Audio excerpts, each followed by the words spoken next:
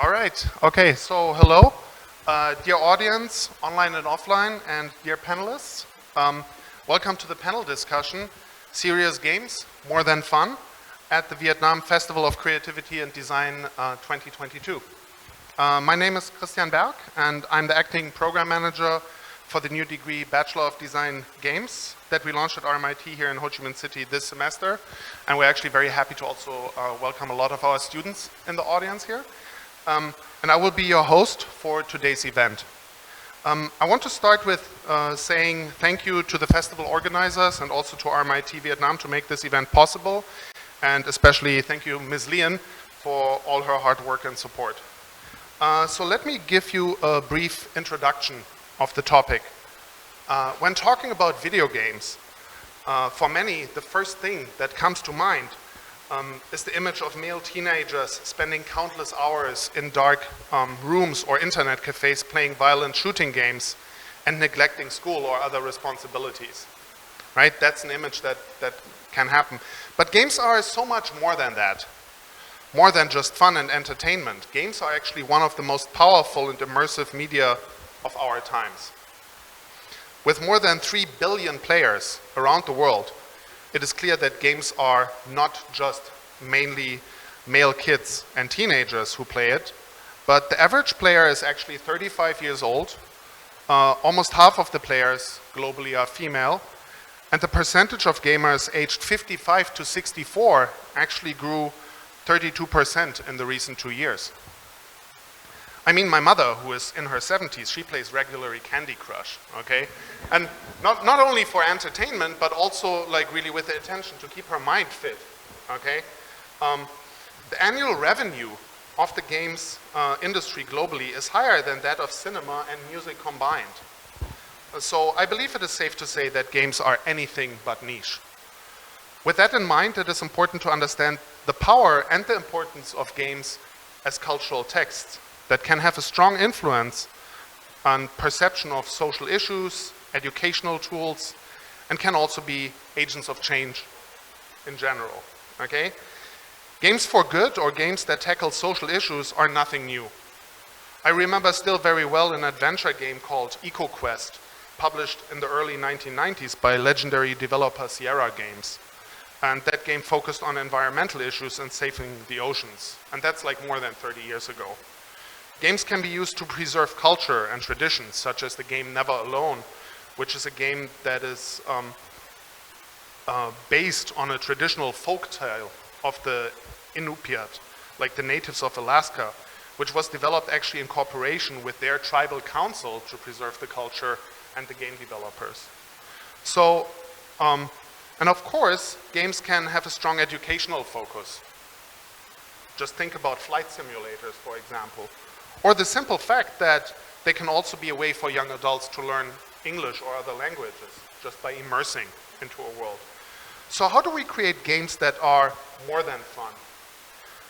Just to throw out an idea before we start the discussion, game designer and researcher Amy Jo Kim proposed the social action matrix in which players are driven by different motivation in different games. And these motivations could be competition or expression or collaboration or exploration, okay? And this model surely can be utilized in the development of what we call games for good.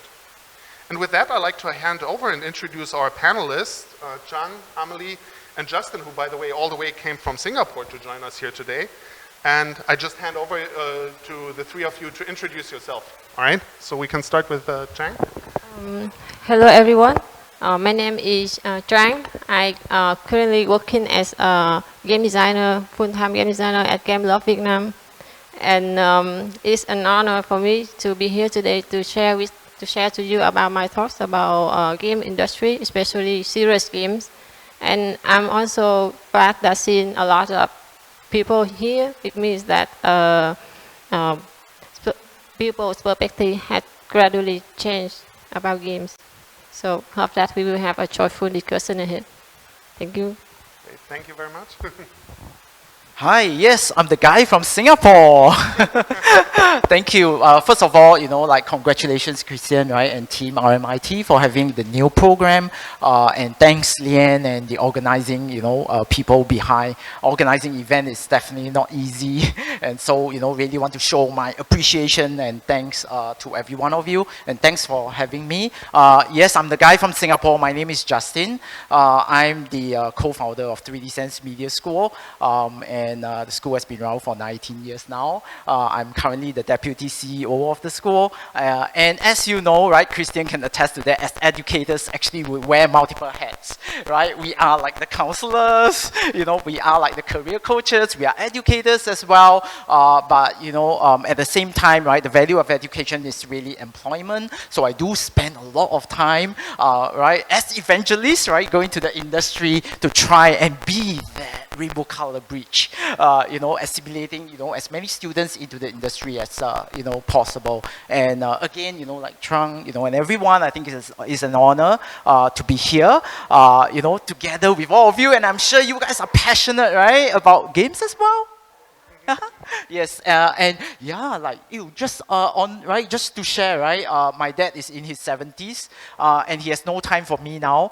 He's so involved and engrossed in Pokemon Go, right? And he's even featured in the news. So yeah, really? We have things to share. Yeah, Wow. yes. That's So amazing. games, how powerful that is. Yeah, yeah. I Thank think you. Pokemon is great also because it brings people to like go out, go for a walk, right? Like that's also like a way to maybe motivate like the elderly especially to go out. So that's a great example actually. Yes, right? Yeah, and these days people talk about like serious games, not just fun, but at the end of the day, right, I feel that, right, at the end of the day, what makes things tick is really this word called FUN, fun. Okay? Yeah? Passing the baton. Thank you. How to go after this nice introduction.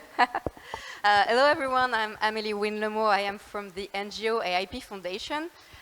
It's a non-profit created like 23 years ago, and we are really focusing on a vision zero regarding road safety and mobility for all. So it's related to a lot of things related to social injustice, gender equality, environment, and so on. So it's really an honor to be invited today with all the gamers or video game designer here. It's a bit of beaten track for us today to be there, and I really look forward to this discussion because I think that as NGO we are really institutional, we are really in an expert world, and I really feel that facilitation through video games is really important for us to be more visible and to share what we are doing and also to engage, and especially to engage young people. So thank you for inviting me, and thank you everyone. Great, fantastic. Thank you for coming as well. So the way I imagined that today is like I prepared some questions just to kick off the discussion, but by no means we just have to stick to the questions. They're really just meant like as kind of like little sparks to get started there, and then we see how it goes from there. So my first question is actually for you, Trang, and for Justin, for both of you, yeah. And so what my question is, you both have been involved in the game industry here in Asia for a long time, okay? Where do you see is the industry headed? Okay. Yeah. Okay. As we can see that game industry has risen steadily for years, and I believe that game will only become more mainstream. It will become more like totally immersive experience with technology innovation like VR, AR, or metaverse recently, and game will become like will give more impact to our society. It will serve both as an entertainment medium as well as a means of making positive impact to our. Yep. Yeah, I agree totally. And I think you guys, how many of you are studying like games? Come on, let's be passionate about it. Yes, awesome. Congratulations, guys. Right? I think you guys have chosen the right field. Definitely, the industry ahead. I think we are in a very, very exciting times now. Right? I think the games is really exploding. And as our guest speaker here, shared as well. I think there are several factors influencing this. And I think for the next 5 to 10 years, the industry is just poised for very, very exciting developments. And those factors influencing it will be like, for example, technology advancement. I remember when I first started out, right, in games, texture maps was like 256, yeah, really, really small. And now we're talking about 2K, 4K, resolution maps. And like the rapid advancement of graphic cards, like now RTX, and right, and AI, right? I believe AI was one of the topic here, and even for us, we're looking at how AI, right, can continue to help push the envelope of quality. So really, with the fast, rapid advancement of technology, it really, really helps artists, especially, and even right technical professionals to be able to focus on the story aspect of it, and not be really restricted by technology incapabilities or limitations. And besides, right, there are some things that are undergoing some paradigm shift. For example, the rules of commercialization and the rules of business. I think many of us here would have heard of this buzzword called decentralization. Have you all heard of like NFTs? Web3 technology, token-based, right? And I'm sure now, right, it's not, right, like the economic powers doesn't just belong to studios, right? Now gamers have that ability to actually earn while they play. So besides like VR, and AR, I think there is really this economic shift in terms of, right, that ability, right, how commercialization and monetary benefits are shared throughout, the entire value chain in that sense, okay? Besides that, I think there is also a shift of power. The good news is that you guys are here in Vietnam. I'm from Singapore. We are here in Asia. We see a pivotal shift of production to Asia, especially in recent years. Just like Singapore, in just recent years, we have like Tencent coming in. Of course, the incumbents like Ubisoft, but with that, we have HoYoverse, we have, Riot Games is already in Singapore. And I know you guys are so blessed, Vietnam, there are a lot of studios here as well. Yes, Game Loft, right? And opportunities are definitely there. In the past, we would have to like, hey, I need to go to the West, right? Yeah, to show my talent. But these days, really, because of geopolitical reasons, because of, many of these, reasons, cost factors and all that, you see the production shifting from the West coming into Asia, and especially the spotlight. Congratulations. Is on Southeast Asia. Yes. Yeah.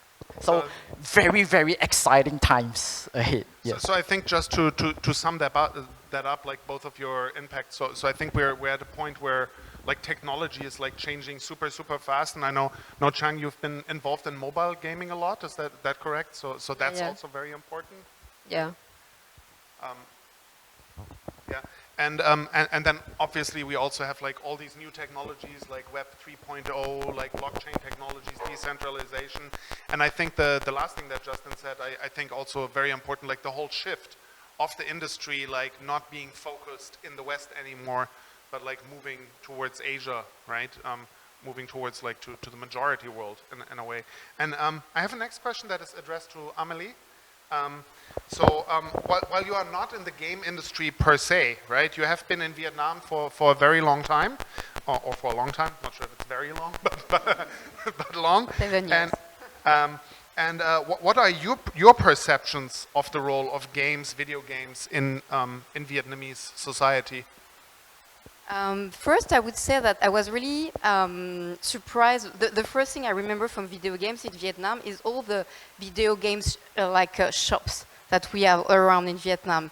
And here, like from friends from the Western, I would say perspective, like we are staying at home and we are playing our games at home alone, like that we are saying, like teenagers playing at their home. So I think it was really interesting to see that the community perspective was still there. People are playing, of course, on their game, but they are going to a shop to play. So it was the first image I got from Vietnam, and I really like this kind of. For me, it looked old school, but I really liked it because people were coming together to play maybe some different games. This was the first thing I remember from Vietnam. After I can see that, I don't know how is it in France right now or in Europe, but that everyone is playing games, or like mobile games, as you were saying, you work in this. Everyone is playing games all the time. We all find a game that is corresponding to what we are doing. And I don't know if I am right or not, but usually when I hear about people playing games, they are a lot playing about team games or strategic games online or things like this. So again, it's something related to sharing or working together as a team towards a goal. So I really feel that there is a community feeling, even though like a game is kind of playing alone in their own room. But this is the feeling I have from Vietnam. Mm-hmm. Yeah, like I think playing in the team together, esports, like that's a really big thing, right? And for sure also just becoming bigger. Our topic is today like the idea of serious games, right? Games that are more than fun. So my first question, like for all of you, what do you think could be a good issue, like a social issue or any kind of issue to be addressed in video games, and how could this look? Like a quite open question. Yeah, I've already thought about this, I think, so maybe I can start if you want. I think all the social issues, all the environmental issues, all the issues related to sustainable development goal that are really like highlighted at the moment with the COP27 recently, and everyone is talking about those SDGs by the United Nations and the WHO. I think all of them, if there is an incentive, all of them can be part of a play or a game. SDG, you mean the Sustainable Development Goals? Yes, Like yes, sorry. Everyone in the audience. Yeah, okay. I think they understand everything that Justin is saying in terms of NFT and stuff, but for me, when I say SDG, maybe people actually are NFT ESG. Yeah. If anything needs explanation, you can also let us know. I assume most of you know about NFT, but of course we can also explain these things. Yes, of course, the acronyms of experts. So yeah, I think the idea I have, because everyone is incentive, it's coming more from the walking games. I would say we were just discussing about this with Justin before the event. Now there are a lot of incentive games for people to be more efficient or to bond with their team, and I think it could come from those games. I think really like we were discussing last time about daily heroes. Like every day you can do a little action that maybe you can, I don't know, like for us in road safety, you just cross on the crossing, but maybe thanks to this you will save a life. Or you do something related to, you don't use water for something, it's related to the environment. And thanks to this you gain, maybe you earn some points, or maybe those points after can be even given as money to an association or NGO. So I'm thinking about this kind of games because, or it can be team games, the games that we have already right now, but the incentive or what you earn would be different. It won't be coins, it won't be, maybe it would be like CSR, corporate social responsibility token or green token, or, maybe change the perspective, keep the structure that we have, but change a bit the perspective. Mm-hmm. Okay, yeah, thank you. Okay, so I also think that the global issue, like, agree with you that environment should be addressed in video game, like green the planet. Think about if every action of user in the game can give like a real impact to the world. Like, for example, if for every achievement user reach in your game publisher like can plant a tree in the real world, and that like make the time that users spend more valuable. The time and the effort he spent in the game will be more valuable. And another issue, I think that this issue like underrated by mental illness should be addressed to user through the narrative aspect of the game, the story of the game. We can make user like understand more about the illness, develop empathy and like learn knowledge to may have someone who's suffering from the mental illness also. Yeah. So a lot of issues there. I like the idea of the kind of like the gamification of the game, so to say. I mean, Justin talked before about NFTs and play to earn, but I think like it's also interesting to translate into what Chang suggested, not only play to earn, but maybe play to do good, right? Like, so you you earn a reward and that translate into like planting a tree in the real world or something. I think that's a fantastic idea, actually. I love that. Yeah. Like there is already a browser online that you are doing this. Like if you are not going to the usual browser that we have, like it's called Ecosia. And if you go there, the more research you do on this browser, it's planting a tree. Oh wow! Yeah, and so you are seeing the tree being planted, and they are really transparent about what they are doing, because we are used for the usual browser, you know. But when it's Ecosia, now I go only with this one. Yeah. But it's just one thing. I don't think we're gonna go in this direction, but I think if we go for game and digital related to social impact, there is something to take into account, and I don't know at all about all the things related to it. It's digital pollution. And I think we have to balance with digital pollution, because if we are planting a tree, if we are spending some time on an online game, but there are some digital pollution that is higher in terms of footprints, we really need to balance this, and I don't know if there was some research about this. Yeah, so at the end, right, the concept of gamification is really, really powerful, right? You will see that these days, right, not only is this concept being used to address mental or social issues, like many of them have raised, but, you know, in Singapore, we are actually piloting the concept of gamification to achieve, you know, not just, you know, in terms of the mental aspects and all that, but it's also to encourage healthy living. You know, like at bus stop right now, we are piloting having this setup of like a cycling machine, yeah, where you can play the game, cycle, charge your phone at the same time, and then you earn tokens. So you see the power, right, of how you can have fun, but yet at the end of the day, when you are healthy. I mean, there's this research that shows that Singaporeans, you know, lack of exercise. Many of them, right, do not exercise at least 3 times a day. So that's why they are piloting this, where it's now like a 3-in-1 combo. Yeah. You know, yeah, it's not just addressing awareness of issues like environment, awareness like mental health, but, you know, it has something to do with your physical health as well. Yeah, so it's really something that is really, really powerful. And again, you guys are in the right moment. Yeah. Congratulations. I think I just learned that yesterday. I think there's a word for it. Like, I think it's phygital, like physical and digital. Exactly. Yes. So I just learned about that yesterday, because there's like a project at RMIT actually later this week for a virtual race, like from one of our colleagues. So yeah, like that's very interesting also. But I think also what Amélie said before, I think it's really important.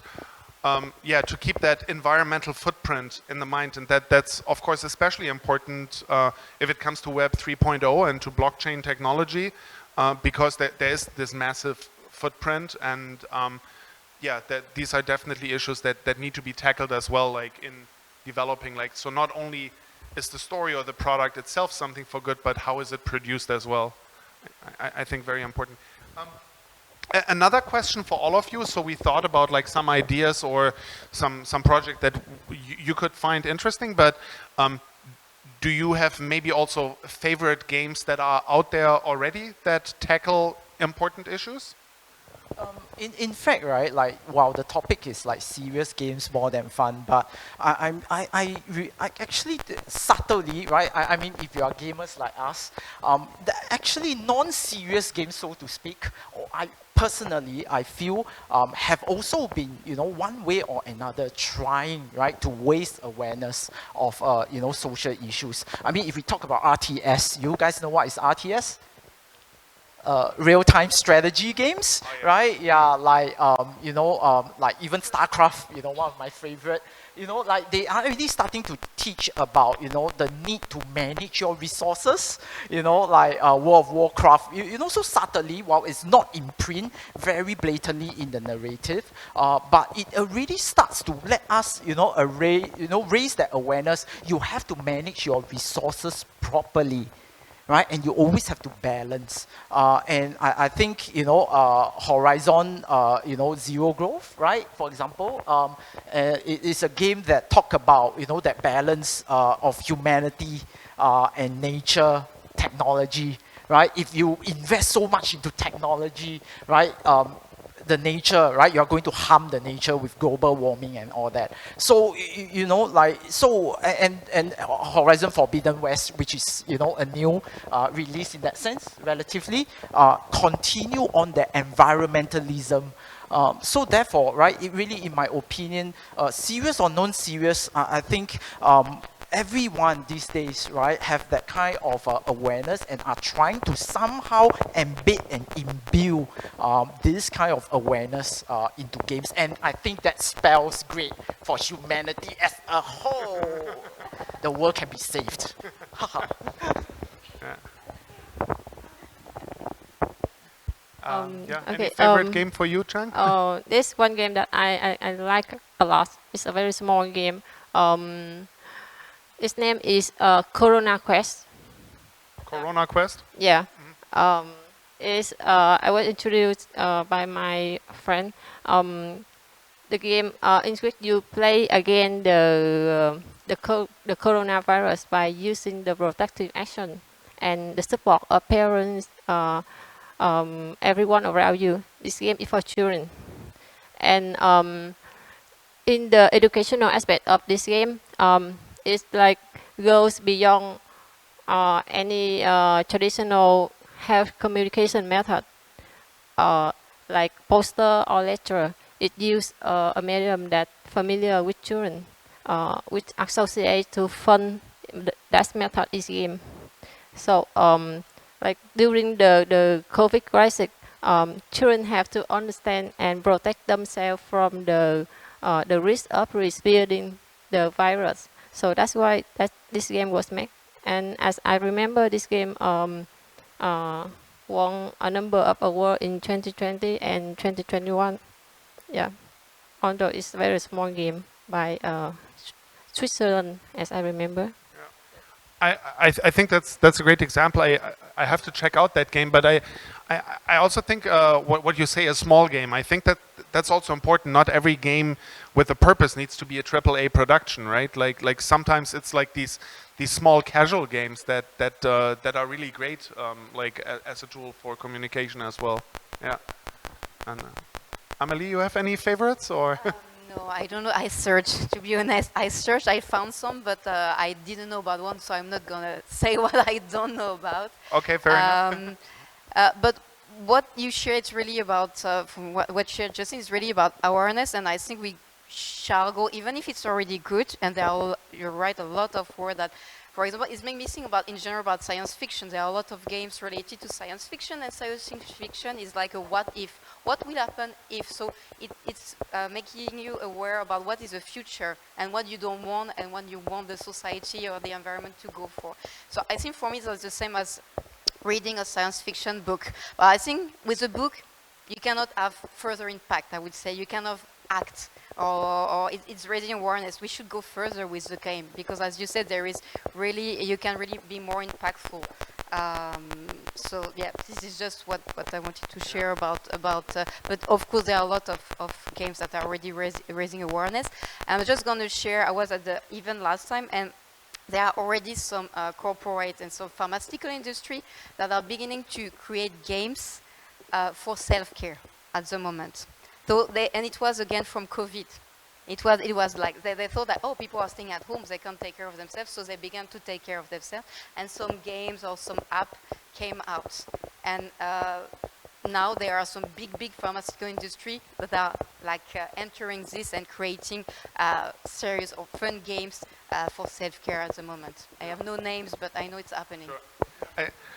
I think that's really good example, and you're also actually all of you already started to address like what would have been my next question, and like the question is how can we use the game as a communication tool, and how is it maybe more powerful than posters or like having a talk or having a TVC even? Why is the game or can be more powerful than the traditional medium, right?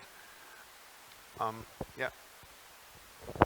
Yeah, I think, you know, like traditional media tends to be very one-directional. Yeah, but if you understand the concepts of marketing, right, it always goes through a few stages, right? It's about, first of all, you know, arousing an interest, right? Creating an awareness, arousing an interest, creating a desire, and then finally, right, encouraging people to take action. And therefore, I think, again, you know, games has this unique ability to be able, right, to really connect the four processes together. And that's why it really makes it such a powerful communication tool, right? And because, right, every game, if you look at it, right, it seems to be, right, a metaverse in itself.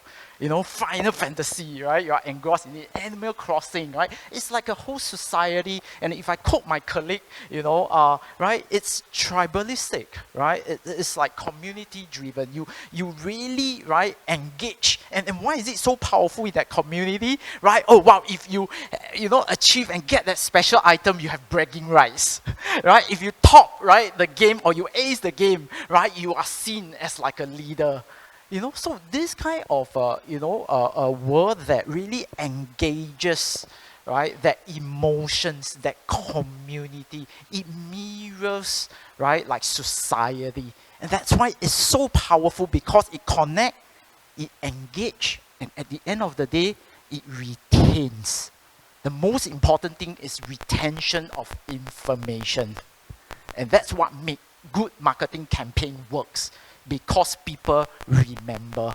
But when you're so sucked, right, into the community of things, that's where retention, right, of information is there. And that's why it's a very, very powerful communication tool.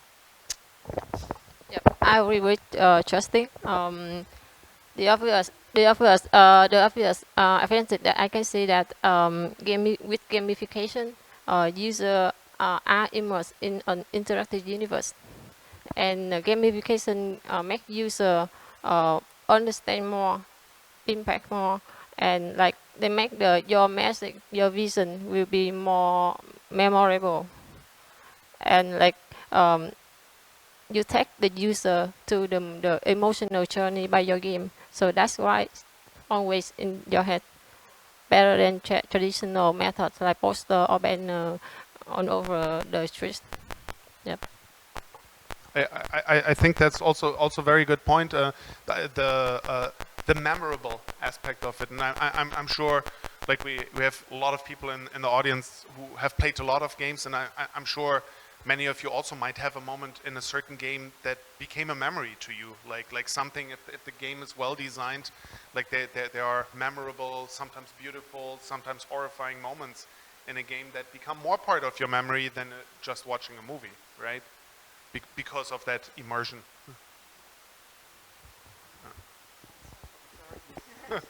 I think the word is only interactivity. I think like compared to usual medium, like it's interactivity. So you say it really well. Like this is the only word that popped up in my mind, interactivity. And I think you can engage people, as you said, because we have the power. Because by playing a game, we have the power to do something. A lot of people right now in marketing, they are working on making the consumer responsible. I don't really like this word. I prefer, I would say, empowerment, because by making us responsible, for example, for our self-care or through a game, we are responsible. So again, it's on us. It's on us to change everything. It's on us to be responsible. And if we do the same with games, it will be again a new layer in the layer of pressure of the society, of us little individuals, of what we have to do. And I think it's more and more what causing burnout in our society, and everyone like, oh, I have so many possibilities, I can do so much, you know. I'm responsible with buying this product of what's happening at the other part of the world. But if you change it to the perspective of you have power, and with games and collective game, we have a power as a collectivity to change something. And this is what I really like with game, because it's infinite. Like maybe you can have all the people all over the world like playing the whole game, the same game together, and they have the power maybe to change something, to change what a brand is doing, to change I don't know, something related to the environment. So I prefer to say that we are giving the power to the people rather than giving them responsibilities, because they will be scared with this. Yeah, I like that. The word responsibility, it sounds like another downer, like, oh my God, now I have to do also this and that. But empowerment, like, even if the result might be similar, right? Like it's a totally different story, right? Like, yeah, exciting. I have a few specific questions for each of you prepared. So, one question would be first for Trang. Do you have any specific tips for young Vietnamese, especially female, who want to enter the game industry?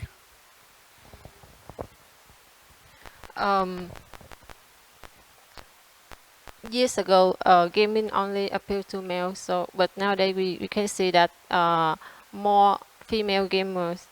Even in my company, we have like female game artists, female game developer, and female game designer as I am. And the company are engaged in more female. So it doesn't matter as you are male or female. If you want, just take the first step. And game industry is a very competitive industry. So if you have passion, it will give you stay. So just equip yourself with basic knowledge you can learn from internet or school, and then find a company specializing with game, or you can set up your own team if you want to. But it's better to join a company, because there you will learn the process of making personal game. Then you can set up your own team if you intend to do it. You will interact with more experienced people in the game industry, and that's where you learn a lot. So like save your own experience, learn from other experience, and like start to make your own game. So basically, like just get started with it and don't be afraid. You have to take the first step. First step is the most hardest step. So just take the first step. All right, great. That's a fantastic tip. I hope for everyone. Justin, you have a good perspective on the game industry all over Asia, because your institution is involved all over Asia. You just shared with me you just recently been to India, for example, right? What do you suggest to young Vietnamese game designers who are actually interested in working overseas? Okay, so for example, in Singapore. Okay, the good news, right, really is that internationally, right, studios are really equal opportunity employers. Right, they don't differentiate or discriminate, right, against nationalities, right. If you actually look at all the major studios from Activision, Naughty Dog, right, and if you really comb through the career sections, yeah, you realize that, right, there is no, oh, you must be a Vietnamese, right, or you must be a Singaporean. So the good news is that, right, they don't discriminate in that sense. So the opportunity is there for every one of you. But having said that, right, if you analyze the best way to know how to take your first step, I do agree the hardest in this industry is to take your first step. So one thing that you can do is definitely to analyze the job requirements of all these studios, right? And you will find some commonalities. And the commonalities are, for example, number one, definitely portfolio, right? You need to have a good portfolio because it really demonstrates your technical and artistic abilities. That's like the passport to the industry. But of course, this is only half the coin, right? What's the other side of the coin, students? Right? If you look at the job requirements, they always say you must be a good team player. Yeah? You must, right, be able to work under pressure, because we're all commercial artists here, with due respect, not about exploitation, but when clients pay us money, right, we do help our clients, right, pragmatically to earn more money. right? So, so there is the other side of the coin where you need to have positive attitude and envelope that is passion. I think it's so important. I think this is a skills-based industry. It's like culinary, right? You need to love what you do and do what you love. And I hope today, you know, we ooze our passion to every one of you, right? Yeah. So enveloping that is really that passion. And so, right, we do have Vietnamese graduates working in Singapore, and likewise Singaporeans working here. So really, it again goes to show, right, that equal opportunity employment is all about talent-driven. So from an individual perspective for fellow students here, I think V is very important. What's that? Victory? Peace? Visibility. Okay, I think visibility is important. It's important, right, to really, I hope you guys set up account in, like, for example, professional sites like ArtStation. You get inspired by a lot of artists out there. Do benchmarking, compare yourself, keep growing, right? I hope you guys have your account set up in LinkedIn, because that's where the hunters are. Right, right. They're going to look at, you know, hey, you know, you have awesome portfolio, and are you available? Right? Yeah. So, right. So, visibility is important, right? Some people say, oh, if you are introvert, how do you actually give, you know, visibility? And that is, you know, we can take a veil of all these social mediums, like taking part in competition. If you win it, you get visibility, right? Being active in LinkedIn, you doesn't have to be an extrovert, right? You get visibility, right? Of course, for those who are extrovert, right? Networking, it's important, yeah? So from a studio perspective, you look at this portfolio, right? There's this whole attribute of attitudes and all that, right? And then from the individual level, you need to strive to breach, you know, that gap. But at the end of the day, right, it's still about two pieces. Passion and portfolio. Yeah. It's really important. I think that's very valuable tips. Like not only if you want to work overseas, if you want to work in Vietnam too. And I think one of the key points I really like to emphasize there is like that you don't have to be an extrovert. Like there are other ways, like also for introverts to get their, show their work to the world. And of course, we're in the creative industry. Many of us are introverts by nature. Like that's why we choose to do something creative, because we like to work by ourselves, but we still need to share it with the world. So like that's also one of our core challenges for all of us. But like they're definitely in nowadays world that is so driven online, that there's a lot of chances to show our work to the world without being like too extrovert. A specific question for Amélie. Your organization focuses on road safety and mobility in Vietnam. This almost invites a game to support the message, right? Is that something you have been considering already, or maybe been doing already? We are considering it, of course. We are not doing it yet. I remember we had a collaboration before I was at AIP Foundation with RMIT students in design, and they created a game with a little frog. Like related to road safety awareness. So we kind of already started it, but it was just one punctual shot, I would say. But we are really considering it, and we are already working, not game, but we are already working for one of our programs in Vietnam with AI. It's called AI and Me, and it's related to, is to engage the young people to like say about what they see on the street related to road safety, maybe an intersection or something, and after, thanks to this and to big data, we want to, it's being piloted at the moment, we want to, in fact, give the information to the government to change infrastructure and to improve road safety. So it's not a game, but maybe it could go through to gamification. It's an app, AI, big data, but maybe we could go further and go through gamification, for example. But yeah, definitely, and now that we have been introduced, and you know, now there is like students coming up to be like game designer, like with this new curriculum, we hopefully want to create a game. This would be really a great idea. And often we have the, as an NGO, we are used to do concept notes and stuff like this, and work with corporate who often want to have innovative program also, and they always want to have new ideas, even from us. So yeah, why not? Like, yeah. Which actually brings me to the next question for all of you. I mean, there might be the possibility that some of you in the audience already have some ideas, right? What do you suggest to a group of individual or a group of young game designers that have a great game idea, but they don't know how to do next? Like, they have an idea to deal with the current issue, but what would be the next step if they want to get that game out there? Like, what do you suggest to them? How can they get support in developing their game? From NGO side, maybe I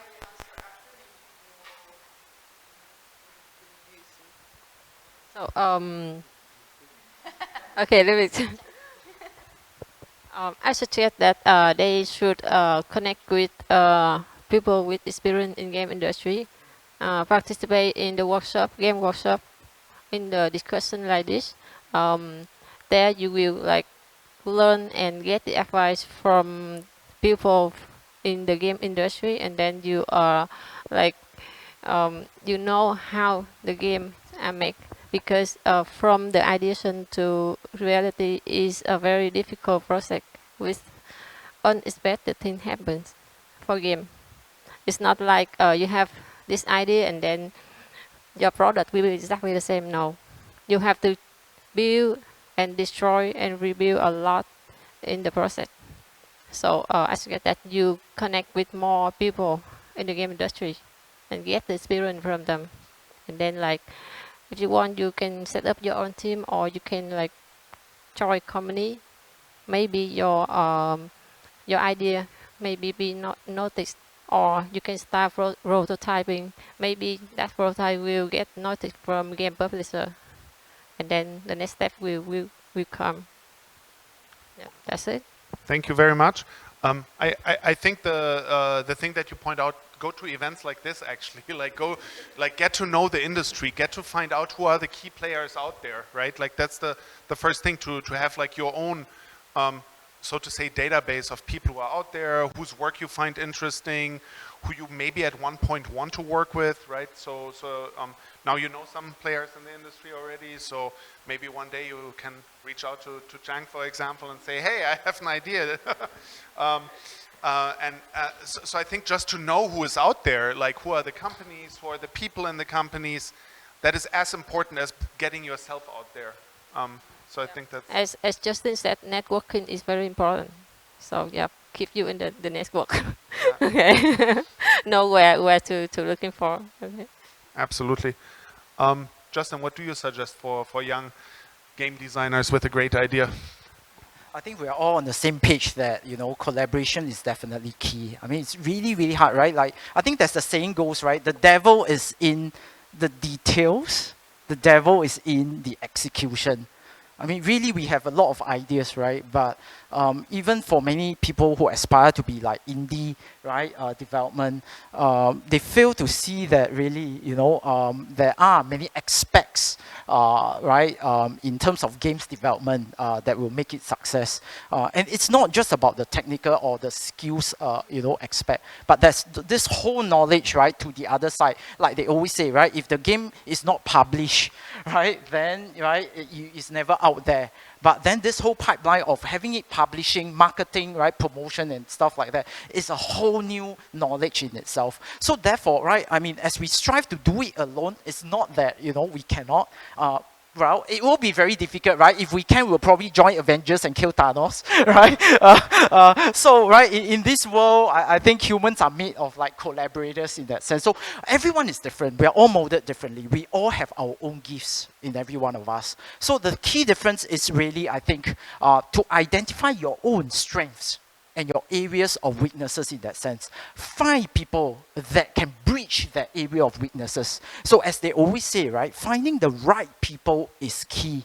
So in that sense, it's finding the right stakeholders, right? Whichever gaps you have, right, it can be finance, it can be the knowledge, it can be pipeline, find people, right? And they always say, right, if a group of artists come together, oh gosh, let's pray. Right? Because everyone is so passionate about art, right? And nobody does, right? The other things, and you know, more often than not, with due respect, right, is poised for failure. Yeah, so collaboration, again, on the same page, just elaborating a little bit, but collaboration goes beyond, right? That just connecting with people, but connecting with the right people, connecting with the right stakeholders, and stakeholders can even involve like the government, or NGO, or experts.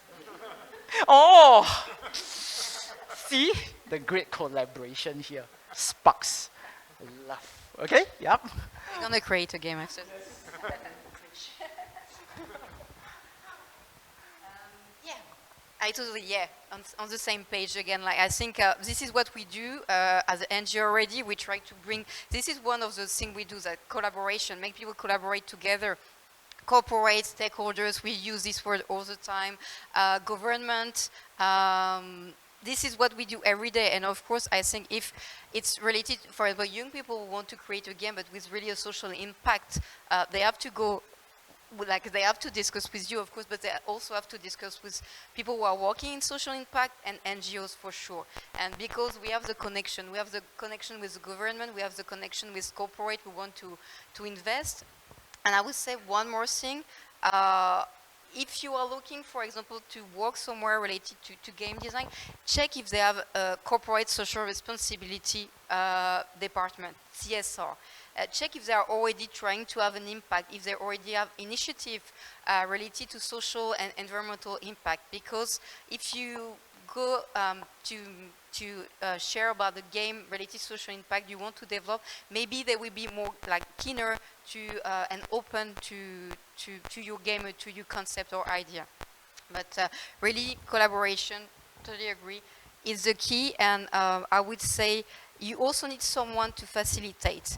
What I mean is, I think we'll agree on a lot of things and we found our common language today, but as working in communication, and communication is also part of the game, what is often the problem when you are collaborating with different stakeholders and we are not using the same communication channel.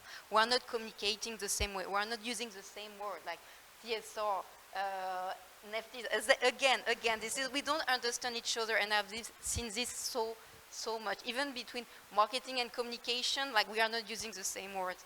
So really, find someone in your team or among your stakeholders that is being a facilitator. Facilitator among the team, but also facilitator between the experts, and also to facilitate the language. That you can understand and really understand what is the purpose or what are the words that the expert, for example, for us in road safety, a lot of experts, what are those words, what does it mean, and how you can facilitate and translate this in a game.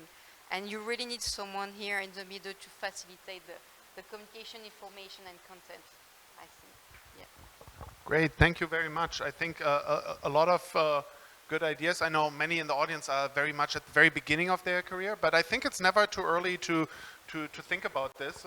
So I think that's some really good indicators there. I also like the suggestion to look if the companies that you're interested in, if they maybe already have like corporate social responsibility goals or not. And I think that wouldn't only apply to game studios, but like companies in general, you can suggest your project to, right? So I think sometimes it's also about, like, again, doing that first step, reaching out, like, hey, we have this idea, can we find someone to talk to? And quite often you might be surprised of how many opportunities are out there, but we just might not know about it, right? Before we go into like opening up for questions from the audience, does any one of you want to add something to this discussion? Some thoughts we maybe haven't touched on yet when it comes to serious games and how to make an impact with games?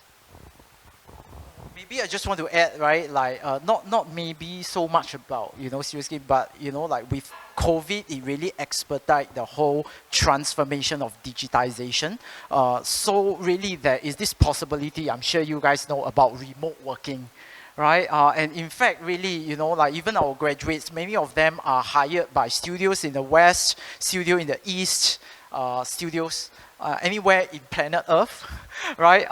But they are working in the comforts of their home, so to speak. So what I'm trying to say is that, right, with digitization and remote working, it opens up, a whole new possibilities and opportunities, because I know for some of you who want to aspire to work overseas, sometimes there is this reality check, right? As in, can I get the working visas, right? And these are not, right, decided by passionate people. These are decided by, again, with due respect, right, people from the Immigration and Checkpoints Authority. And so in the past, right, due to policies reasons, due to regulations reasons, right, it could be really, really hard, right, to realize our aspiration. But I think right now with this digitization, it really, right, transcends boundaries in that sense. So opportunities are really there, but it also means it's more competitive, right? Yeah, right? So you have to be the best of the best. Yes. Not to scare anyone off. Just joking, okay? Yeah. Okay. Passion. I think patience, perseverance definitely helps and is important, right? With that love, with patience, with perseverance, you will be there. Great. Thank you for this motivational speech. That's fantastic. Any other final thoughts from any of you? I said game industry is a very, very competitive field, but rewarding.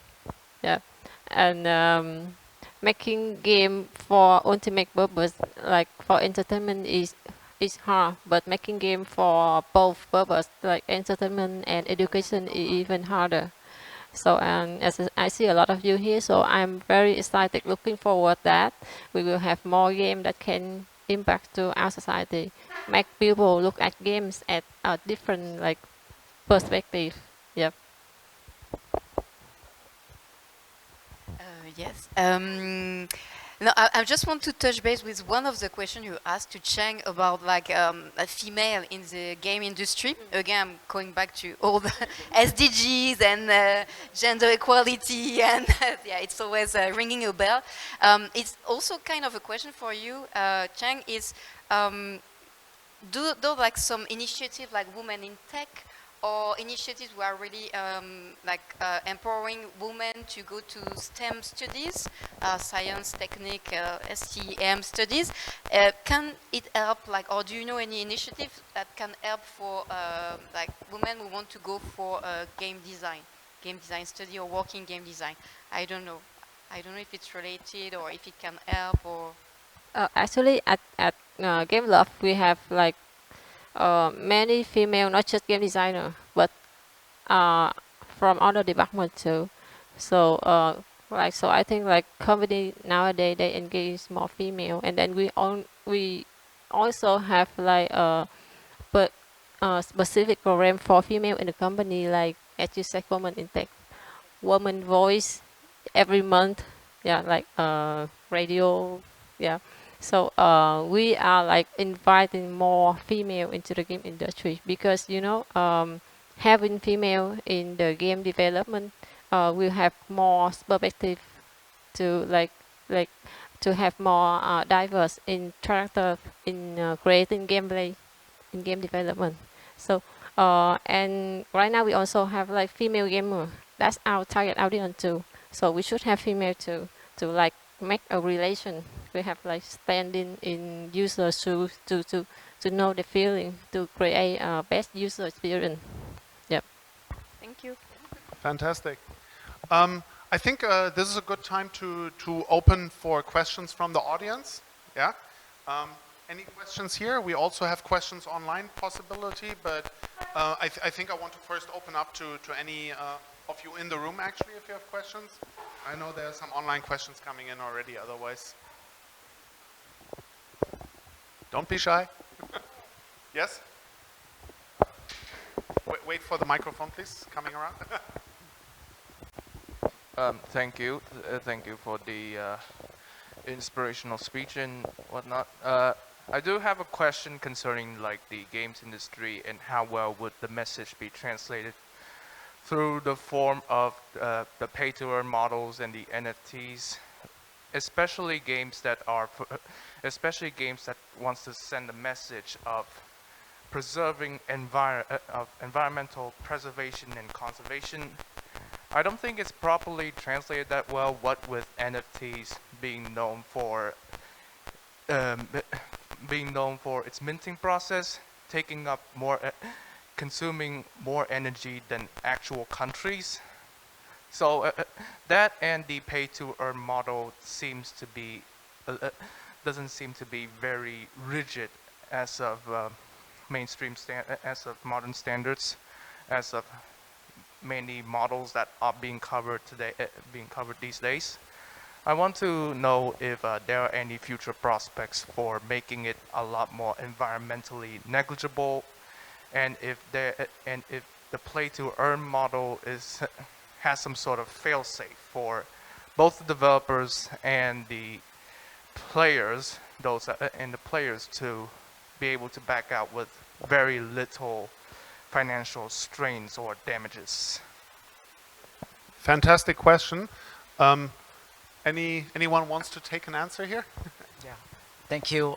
That's a really good question. Okay, I think definitely the world of blockchain and crypto, right? It's definitely at the nascent stage, very early stage in that sense, and a lot of things are still being explored, in the process of exploring. So, but the thing about, first of all, your question about the environmental, the process of minting is definitely, I think there's a whole backlash, right, of these things going on. But fortunately, I think that has, progressed significantly. Not sure, fellow students, guys know, yes, the process of mining like Bitcoin used to be very environmental harmful, so to speak. That's because they are using what? The proof of POW, right? The proof of work, right? And now, right, and therefore, right, Ethereum and all of them serve to address this. They have already migrated from proof of work to proof of stake. And therefore, with this staking technology algorithm, it really kind of address, okay, the harm to environment significantly. And of course, you have Cardano, Solana, and all that, and they have also, right, addressed that. So in terms of, that I think, it has definitely improved significantly, okay? Anything that's technology, unfortunately, we can't eliminate the carbon footprint totally, but I think, with this migration, recently, even Ethereum, I think that has, significantly improved, okay? Yeah. If I may add to that, yes, like I'm just thinking out loud here, but for example, if you talk about carbon footprint, Yes. which is also a big issue if you fly, Yes. right?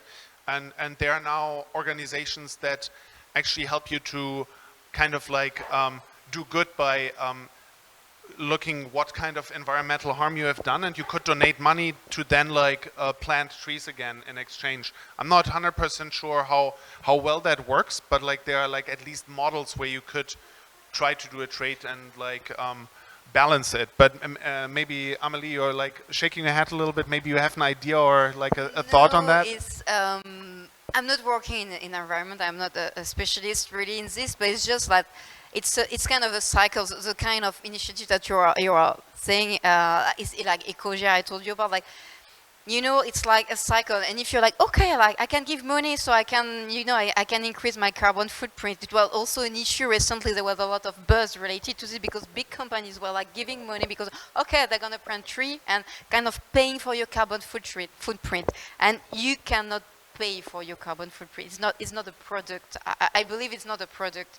So I don't think it's the best direction for it. It was just on this. It was not related to game or something. But to answer also about the NFT, and I forgot about this. I just remember. I saw that some NGO they are working with NFTs to get fundraising. So this is something. It's not related to environmental impact directly, but there are already some NGOs that are trying not to have a social impact directly, but to get fundraising by selling NFTs, to get fundraising for their NGO. I think the NGO in Africa has done this. I've found an article. I will try to find it again, but people are being innovating in this field regarding NFTs.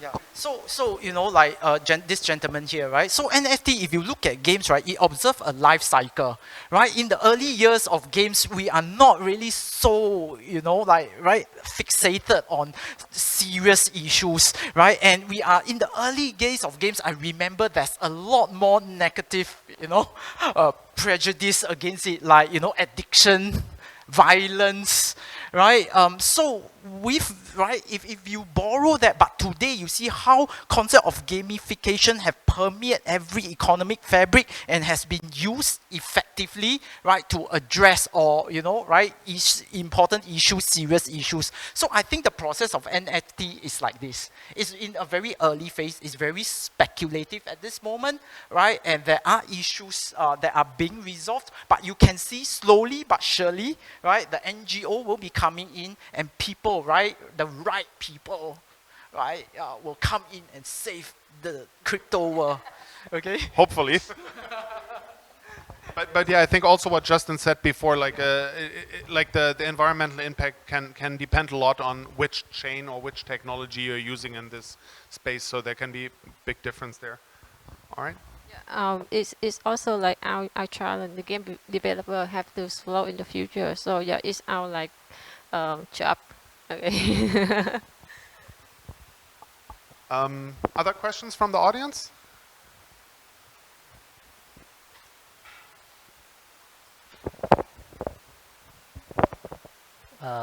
Earlier, I think it's on. okay. Earlier, you talked about how to get into the games industry. Earlier, you talked about how to get into the games industry you needed passion and portfolio, but I want to personally know what was your journey into the games industry. Like, did you get a lot of rejections when you applied for work? Yeah. I am. Yeah. Okay, Yeah. asking me. Yep. Okay, thanks for your question. I back to the years. I am a graphic designer. Yeah, I digital graphic designer. I learned graphic designer, and then because at that time I misunderstanding about the game designer job. I think that game designer will draw graphic, but it's not. And like nowadays most of people misunderstand about this too. They still misunderstand it. As a game designer, you don't code, or you don't roll. I don't know code, I don't know roll either.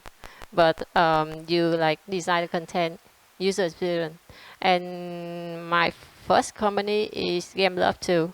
I've been working at Game Love for more than 10 years already, because like at Game Love, I can balance my like work-life balance, so I choose to stay for that long.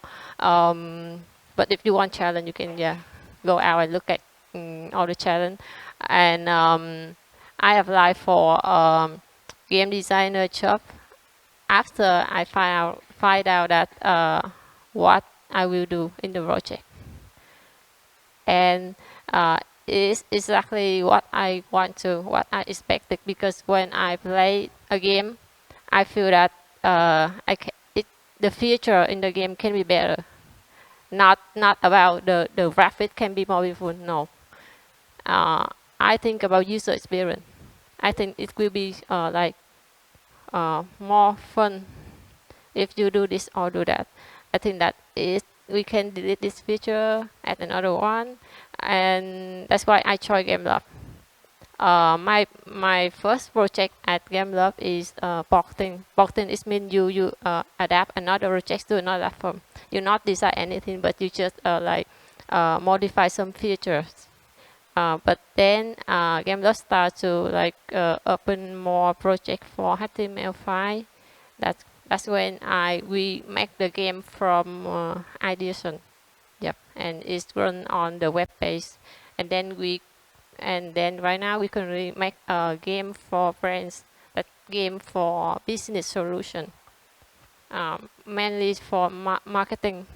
Yeah, like a way to like gamification, as you said. Yeah, people business other company come to us because they want like marketing solution, and we make game for them. Yep. So about rejection, I do have a lot of rejection. It's not about the company, but about the game idea. But it's like a mainly part of this job. It's okay. I like reject like every day for the idea feature. My client manager like he no. So that's why we said that as a game designer, you have to better at communication.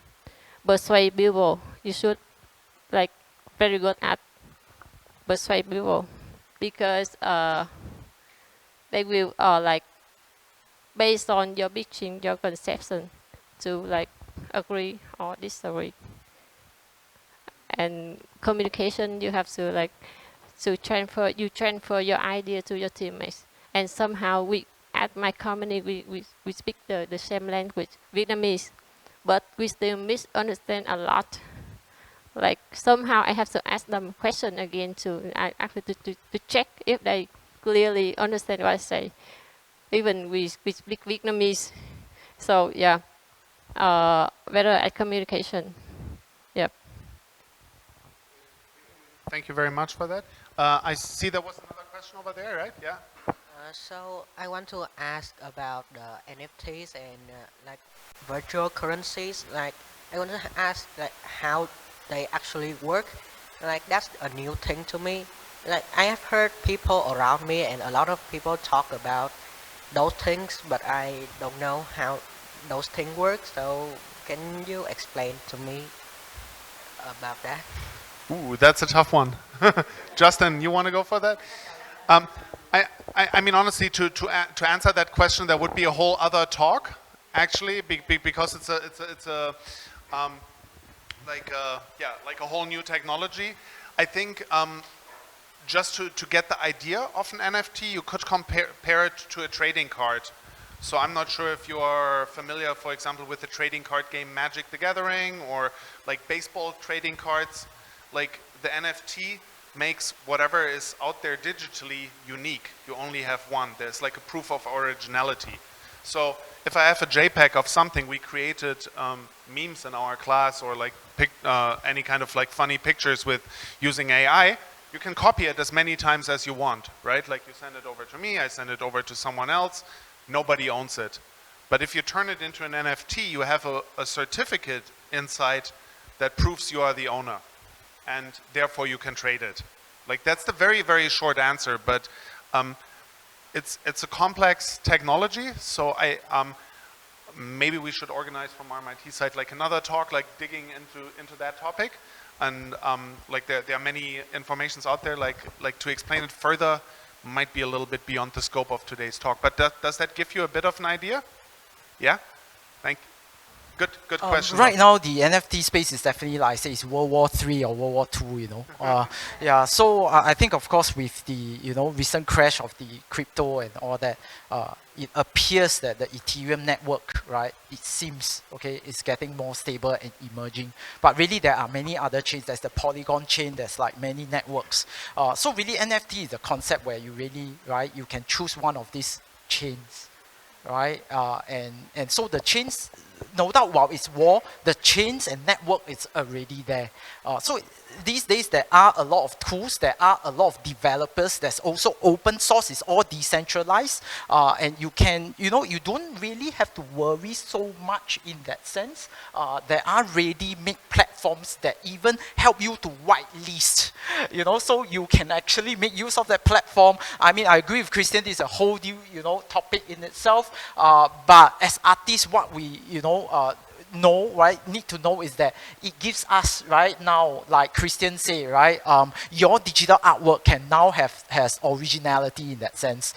Everything is in the blockchain, right, and so you can actually then commercialize, and there is intrinsic value now in print, in anything that's digital, and it therefore gives, right, game designers, artists, more opportunities. It comes back to that. You know, yeah, at the end of the day, yes. Yeah. Yeah, I would say, I'm not as a game designer or expert in NFT, but as an art lover, I would say it's like going back, you were saying about trading cards, it's going back to art. It's going back to investing in art. You know, there is only one artwork. Before, when it was a painting, there is only one artwork. For digital, it's different. As you say, you can copy it and you can have as many as you want. So it's going back to the originality of the art, because a lot of digital artists, the problem is that they were always like, all the people were like, you are not doing art. You know, you are a designer. You are not an artist. You are not doing art. So it's giving, it's giving back to the digital artist the cap, like the artist cap. I think also that the recognition that they are also doing art. And for a lot of people right now, you are saying like it's a lot of really investing right now. It's more in like investing in art, mainly at the moment the way it is used, from what I see. Yeah, absolutely. Like I think that's another example of empowerment for the artist. I think though what's important is like following up to what Justin said. Like it's pretty much the Wild West out there when it comes to things. So before getting involved in any project, like I strongly suggest to do a lot of homework, to read a lot of information about it, and any kind of company in that space, they should have something called a white paper where they lay out their roadmap of what they want to achieve with the project. And before getting involved in any project, I would try to read these white papers, even though if they are technical, because that's the first step to understand if like someone is just trying to make quick money or if it's a serious project. But yeah, it's the Wild West out there, and you need to educate yourself a lot before getting involved in it. Like that's the one thing I would like to say about that. Join the Twitter space, right? If you're into NFTs, yeah. But the future of Twitter, again, that's another day to discuss.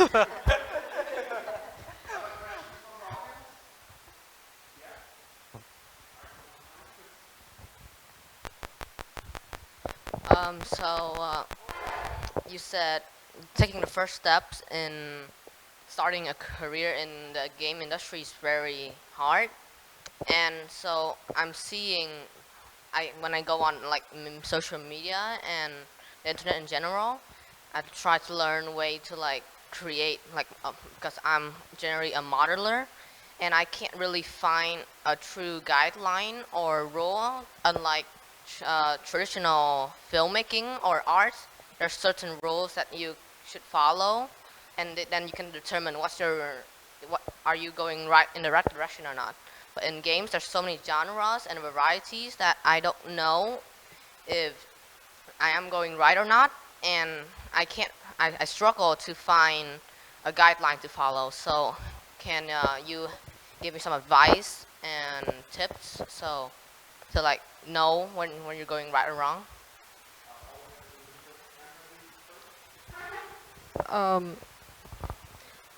Actually, in game we have, like you said, we have many genre. So when we start to brainstorm on game idea, actually we do the market research. We do the game for the market. Like market requests us like what is the trend right now, what is user want right now, and then we back to our idea to like adjust it, and then to find the right genre. It's not like limit to what the genre you follow, but you have to know the market want, what the market want right now, and then back again to your idea, and then adjust it, and then follow, and then like we actually have some before we release a game, we do the like a play test to test the user appealing. So if they interested in our concept, our idea or not. If they're not, we like destroy and build another one, like this. And it's like a circle until you find the right thing that the market want, and then release to the market. That like we don't do game because we like the idea.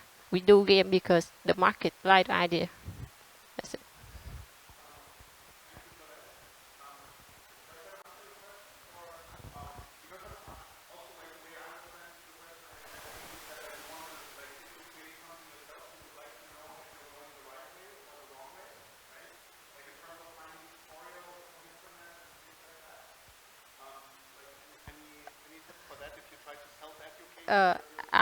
Actually, when I like finding the tutorial, I go to YouTube or like some online courses like Coursera to like actually to learn, because in Vietnam right now we don't have like any school like, yeah, now we do. Yeah, that's what I want to say. Now we do for Okay. game designer. So what I learned is just from internet, from the people in the game industry.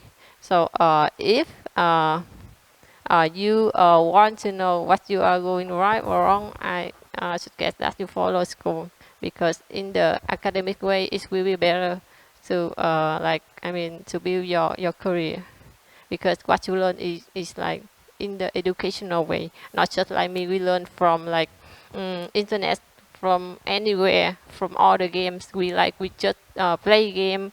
We ask the question how, and we also ask the question why they do this, why they do that. Not just question how, because we easily find out how to do this, but the reason behind it, why. Because we can build the same game, but the future cannot be the same, because their purpose is different to our purpose. Maybe we have different target audience, we have different market. So yeah, I suggest that you follow some like school. Yeah. So, I mean, I would suggest taking baby steps. The thing is that if you rush in and do a 100-meter deep dive, you know, like trying to really find and understand how the entire game is developed, it can be a double-edged sword. Of course, it's important to understand an overview. But if you look at many professionals in the industry, right, they take baby steps first. So they start out something, right? It can be either a modeler, like you say, or an animator, or for that matter, a game designer. Start with one, right, that truly resonate with yourself, that love, that you're passionate about. If you love modeling, use that, right, to step in first. Because, right, in order to really understand, right, some people even years, you know, they have like, you know, yeah, and every game is different, every genre is different, every game platform, you have AAA games, you have the AA, you have the mobile, everything is different in that sense. Yeah, so, right, so take that baby step, go to a company, right, like what she said, you will then interact, right, with other departments, right, and that's where you slowly learn, and in time to come, sir, you'll have your own game. Patience, baby steps. Okay? Yeah. Thank you. Yeah, I think you should think about inspiration. It's like an artist. You are an artist. You are upcoming artists. Like inspiration is like back in the old times. You know, like you first what people are doing, they are learning by being inspired, like by someone, by an artist. And often I've discussed with not in-game but digital artists, and now on Instagram or TikTok or other platform, you can really like have a connection with someone really easily. So if there is someone who is doing a game or has developed a game that you are really inspired by, of course he's not the really famous game designer, I think someone you can contact and you can just ask, you know, like those digital artists that were telling me, sometimes they are being contacted on Instagram, what kind of brush are you using, or what kind of, and they are answering because this is the way they started, and this is the way as they asked before, and as, I don't know, like all the old artists and old paintings, you know, they were like, they were mentors and they were students, and I think it's the way it goes still right now in arts. You maybe find your mentor somewhere, maybe that an artist you really admire on Instagram, and often they are pretty open because they went through this too. They didn't know where they wanted to go. I would say more general, not only for game, but I think, yeah. Yeah, I think you look so young that you just keep modeling, whatever, like enrich, make your portfolio beautiful, and then you will find out what you like. Yeah, make. Great. Other questions in the audience? Or are there any questions online maybe that I should take up? Yes, there's questions online also. So I think people already talk much about like how potential the game industry can be a lot. But like as like one of the game designer here, and we have like many like user and like people who enjoy the game so far also. So is there any lesson learned or experience from like failed case study? Like, you know, even though sometimes we do everything by step, very pulling the processing, very like checking everything, testing quite a lot, but sometimes it fails for some reasons. And there's definitely there's lesson learned from those failed experience. So any of you have experienced those failed one yet? And if yes, like, can you share with the audience? Any good case study? As Justin said, game is a collaboration with a lot of departments like development, marketing. Yeah, but of course, if we do good in the development team, we have to like, it's just a part of success. So there's still a lot of like element have affect the success of a game. So we can measure anything. So maybe because it can be that in the market right now we see a trend like a game genre that a trend, but after you back to your team, you start to making that kind of trend, and then when you release, the trend already like go down. And as said, it's a collaboration with a lot of people. So it's when a game fails, it's not about any team. Yeah, it's affected by a lot of elements. So yeah. Yeah, so definitely there are a lot of variable factors, right, that determine whether, right, a game get published or not. I unfortunately I don't have the statistics right now, but I truly believe it's just like entrepreneurship, right? Every one success business, there's probably a lot that has failed along the way. And if you say any case study, I mean, personally, I think, right, if you look at like Ubisoft in Singapore, right, they are trying to work on Skulls and Bones. And right, some, you know, very established, very esteemed studio, right, a studio that I always get inspiration because I play Assassin's Creed as well, and many, right, but even for them, right, Skulls and Bones has been 10 years in the making, right, and even with their experience, their resources, so to speak, and it just goes, this case study, I mean, that I can think of, you know, off the cuff of my mind, just goes to show that complexity web, you know, of variable factors, right, raised today, and therefore it's really not as easy as ABC. Yeah, so therefore again, you know, like to really independently being able to really fully realize a game, in my opinion, it really takes years of experience, but experience is only one thing. It's also who you know, and you know how charming you are, that you can actually, right, or how charismatic you are. Come join me in this quest, you know, right, and you can attract, yeah, really the right people. Yes, okay, yeah. Just in terms of case study, because I think it was a general question about case study, but I would ask just for case study related to positive impact, to social impact, just to go back again to the topic we're there for today.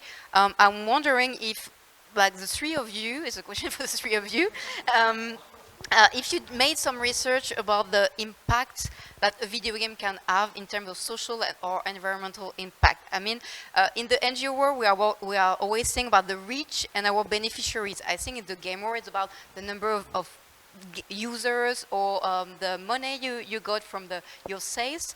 But were there some research about like the number of beneficiaries or the impact, the positive impact that the game has? I don't know if during your research you... I didn't come across like a specific research like that, but I think just like mentioning like some of the case studies or like games I mentioned before, I think the game Never Alone, like even though maybe not, like I'm not sure if there's a study that measured the impact, but just the fact that like a game is out there that helps to preserve like traditional knowledge, like I think is a very important step into the right direction, because if you think of like ancient like culture of like First Nations or whatever, like these things can get lost very, very easily. So to transfer this not only into the digital world, but also into immersive experience, I think by itself is a great case study. And like even if maybe the impact is not really big right now, like the moment it becomes digital, it also stays in our collective archives for a long time. So I think for me that would be like, or is a very impressive example actually, even though I didn't 100% answer your question, but No, totally. No, you're right. It's a good example. It's I would say it's more qualitative than quantitative, because there is a culture remaining, and it just made me think that if there are game designers or here or later on when you will develop game, I think do not only think about the number of users or in this terms of impact or sales or marketing. I think what we should add is, again, let's stick with the structure and what is being developed right now, but maybe let's add other key metrics, like how we evaluate the impact of our games. Like, of course, stay sales user, but also social impact. Maybe we should just add this kind of metrics in now in the game industry, in fact. Yeah.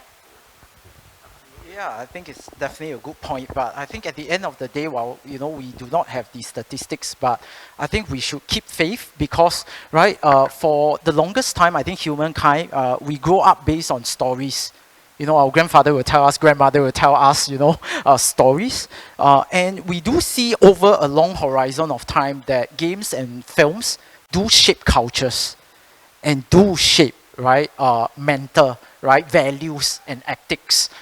So if we look at the much longer horizon, the power therefore of games, I think, cannot be undermined. While I agree, definitely we can add matrix and it's a good food for thought, but fundamentally, I think, let's keep faith to the impact, right, and the power of gamification. Because, right, I mean, comparing my generation, to be honest, we are already lesser aware today, of equality, and all these social issues. But now today, the youngsters, and your generation, you guys are already very, very involved, and many of you are activists and advocates, right, environmental and all that. And I mean, again, comparison relative, to my generation. While we may be aware, we did not take so much actions. So in that sense, if you look at it, what has happened is that there are games, there are films, right, and there are stories being told about this. So let's continue telling stories, right, be it via films, via games, or other platforms. And together, right, yes, we will continue to make a positive impact to the world. Yeah. We're pretty much at the end of our time, but I think these are like almost a great closing statement also from Amélie, some good ideas. Trang, do you have also any final words or thoughts you might want to share with everyone? Okay, as Justin said, yeah, let's keep the faith, because like right now the impact is so small that compared to the own issue that this work has solved, we don't have any started to see if it's really impact our work. Like, I work as a game designer, and today I still give the faith that my mother believe that I can live by working as a game designer. She don't think that I can live in as a game designer. Like, I'm industry like 10 years already, and my husband also a game designer, a former game designer, but she still think that game is something that's so like not good. As you see, elder people think, yeah. But yeah, let's keep the faith for a better game industry. Yeah. Thanks. That's beautiful closing word. So thank you, everyone. Thanks to our panelists for coming. Thanks for the audience. And this wraps up our talk on serious games. Thank you very much. Thank you.